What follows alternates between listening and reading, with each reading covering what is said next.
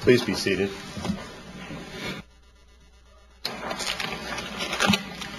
The next case on the docket this morning is Florida Department of Financial Services versus RISCORP Insurance Company. We'll hear from counsel for the bill.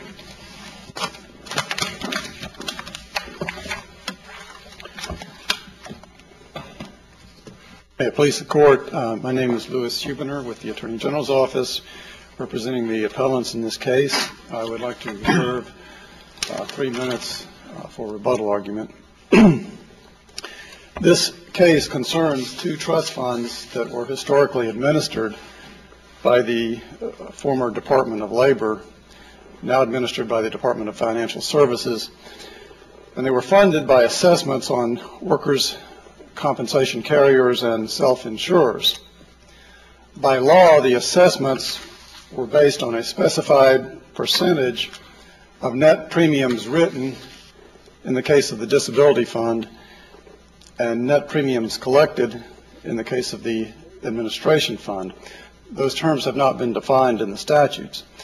The main issue presented by this case is whether the workers' compensation carriers may deduct the costs of reinsurance, sometimes called ceded premiums, to arrive at the net figure. The Department submits that the answer to this question is a clear and resounding no, that reinsurance costs are not deductible and never have been.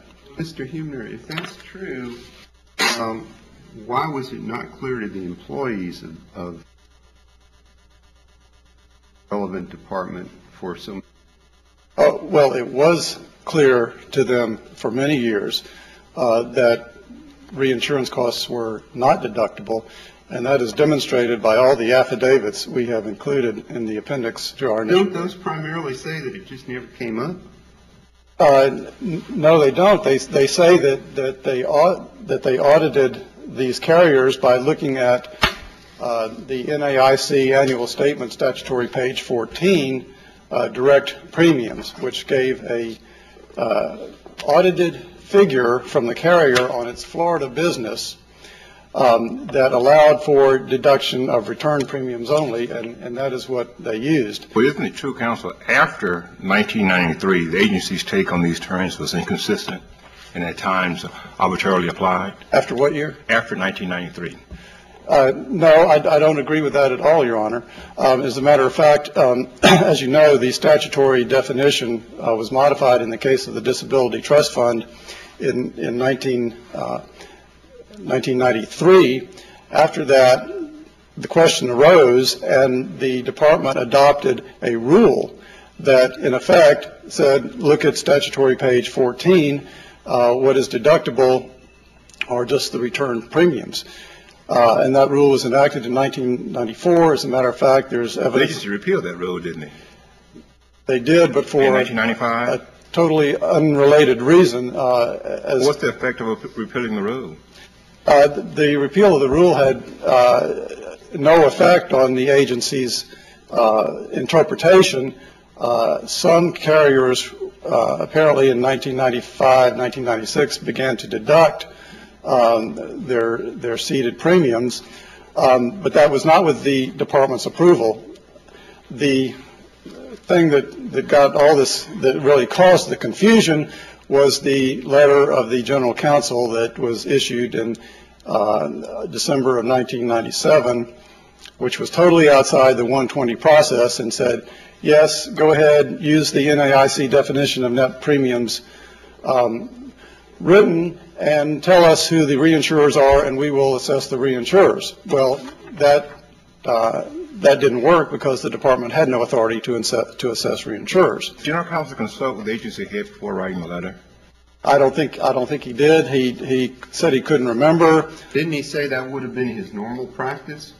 He said he would have been his normal practice, yes, but then a few months later, about 6 months later, you have a memorandum from the division director of Workers' Compensation Division asking exactly this question: can you please give us a legal opinion on this issue? So whether he did or not, it is not clear in the record, but it is clear that he was wrong in his basic premise. Well, let me ask you this. That letter, though, was that 1997 that he wrote December that? 97, right. December of 1997. And then there was 3 letters in 1998? 4. From Mr. 4 letters in Right. 1998. And then in 2000, the legislature adopted their statute attempting to clarify this issue. In correct? 1999, the division got a hold Oh, that was of Bulletin this problem. 209? Pardon? Was that Bulletin 209 or whatever the? Bulletin 209, right. That was from Director Williams. But even before that, in January of 1999, Mr. Weatherspoon was told to stop what he was doing. He didn't have authority to do it. Mr. Dion was evidently told the exact same thing because he wrote a letter to RISCORP that very month and said, none of this is deductible, not reinsurance costs and not broker's fees and commissions. So in December 1997, we have the first, contrary to previous agency policy, letter goes out in December of 1997. That's exactly right. And then in January of 1999, the department has clearly gone back to the original position. That's exactly correct. And during that period of time, is it less than 20% of the companies deducted ceded premiums? Significantly less. As a matter of fact, that is in the third affidavit of Evelyn Vlasic, which is in the appendix to our initial brief. And what she concluded was, if you look at the numbers, that the carriers that were deducting ceded premiums in 98 were actually, there were slightly fewer than were doing it in 1995. See, the problem here was that... So the industry, by and large, better than 80% of the industry understood that they were not to deduct ceded premiums? And that is the historical understanding and practice. All this confusion occurred after the agency repealed its rule in 95 and up until the bulletin was issued in September of 99. I don't think the confusion began until December of 97 when Mr. Dion, the general counsel, wrote that letter to Mary Ann Stiles. Well, the rule that was withdrawn, that Judge Lewis asked about, that was under Governor Childs' directive to get rid of unnecessary rules? Unnecessary rules for which there was no authority. And the reason they did that, according to Mr. Weatherspoon, was that an unrelated part of that rule provided for some penalties that the department didn't have authority to assess. So they got rid of the whole rule. Was the 93 legislation the authority for the rule?